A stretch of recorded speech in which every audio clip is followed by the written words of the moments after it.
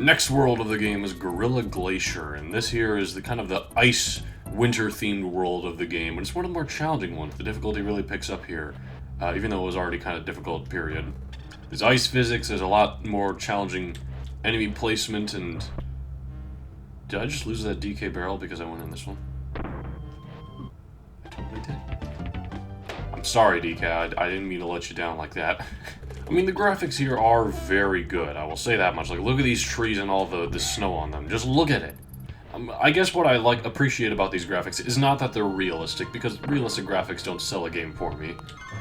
It's more important to me that the graphics are detailed. It makes it very clear that they put a lot of time and consideration into this game's art style overall. These barrels here have 8 different directions they can go, so you really have to time it perfectly there. And you want to make sure you don't hit the B. I know these guys have a proper enemy name, like they're Stingers or something, but, I mean, they're bees.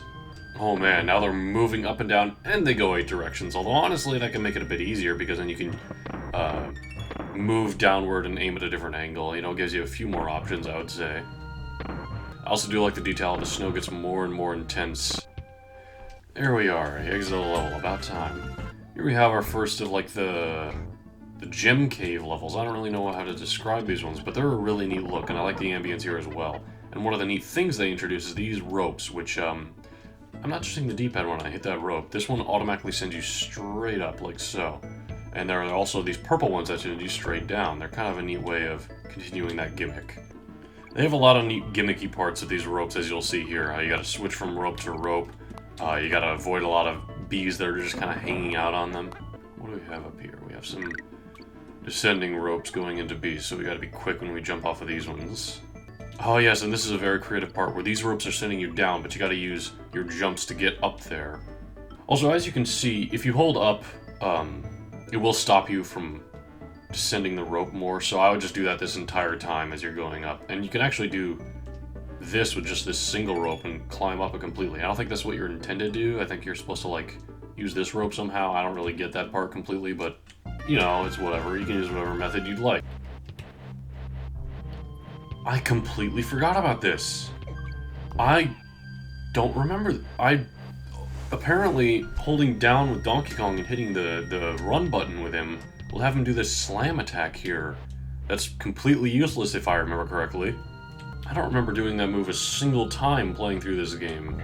That is, of course, a predecessor to Donkey Kong's eventual move in Super Smash Bros. His down special, where he'll slam into the ground and do some damage there. I mean, it's crazy how Donkey Kong, Diddy Kong, and King K. Rool are all in Smash now, and they're all, you know, originating from this game. All we need now is Dixie. Something about these orangutans being in the winter setting doesn't look exactly right to me. They fit in a lot more in the jungle setting that we had before, especially with that, like, sunset color. Here we are, Crocodiles Chase. I had mentioned that the Crocodile would be much further utilized in another part of the game. And here we are, and I do love the blue walls that surround this level. Gives it that icy feel, you know? But there we have a Crocodile, and these guys are just going to be chasing after us the entire level. We can use cover, or we can just speed through it, which is what I recommend. Although do be careful for those squids going by. They remind me a lot of, like, those projectiles in Metropolis Zone and Sonic 2. How they're just going through the walls in weird trajectories, and pretty difficult to avoid. Also, for whatever reason, I think I remember the Crocodile color scheme being different than in the last part, but maybe that's just my bad memory or something. Something I kind of appreciate about levels like this is it makes it clear that this is kind of the enemy's territory, because the enemies in this game, when you think about it, they're all just animals. Like the Croctopus, the Kremlins, the hamsters, the bees even, they're all animals, and so of course some of them are going to be more native to certain areas than others. It makes it feel like this is Croctopus territory we're in right now compared to every other world we've been in. And it's a neat and kind of subtle way of saying, well, this is a harder enemy, so he's only here in the later part of the game. When in a lot of other platformers, when they introduce something like the Slizers in, like, Sonic 2, I keep talking about Metropolis Zone and Sonic 2 for some reason. But the Slizers are easily one of the hardest enemies in all of Sonic, and they're robots. Why don't you just manufacture them in all of the zones? Do I have to do this? I'm sorry, Winky. I'd like to apologize. I kept saying in the last game that Winky was the worst animal, but it was my least favorite. In the last game, I don't know why I said that. In the last couple parts. But here, we have someone much, much worse. Say hello to Squawks. Now, this is a dark level. We can't see without Squawk's assistance, or at least we really have a hard time seeing. But every time we turn around, as you'll see, it flashes the screen. I would like... Well, okay. I could just put like a screen flash warning here, or I could try to edit it out. I might try to edit it out if I can. The flashing on the screen is actually removed from some later versions of the game, like the Wii Virtual Console version and possibly like the SNES Classic, although I haven't owned an SNES Classic and I've never seen anyone play through Donkey Kong Country on one, so I'm not sure, but probably. And luckily, Squawks is very level exclusive. We won't be seeing him again for a long time after this point. I mean, again, they were trying for, like, more realism in their platformer. This isn't exactly something you would see in platformers of the time, but maybe this was one where they should have held back a bit.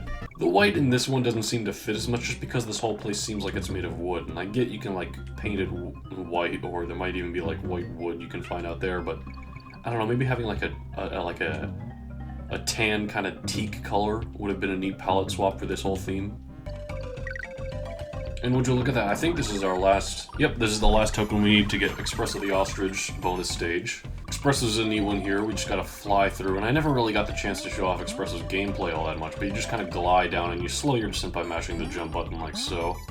I would say this is also one of the more fun bonus stages, just because of how many of these things you get, and because of the secret over here that gets you ×2. So now we have twice as many of those tokens that we had before.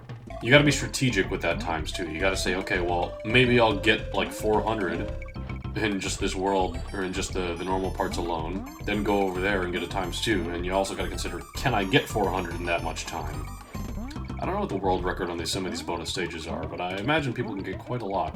Alright, that's the end of that bonus stage with Expresso the Ostrich, and I do like Expresso's shoes. That's a neat touch. It makes it a bit more... I guess that makes Expresso a bit more cartoony than the other animal buddies, even though they do got the large eyes. Like, Rambi just kind of looks like a rhino. Anyway, so...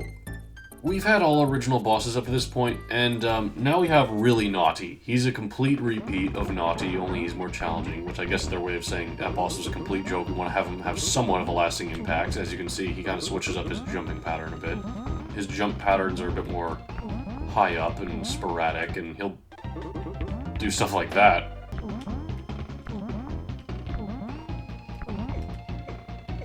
Oh, that's that. Looks like we took care of him.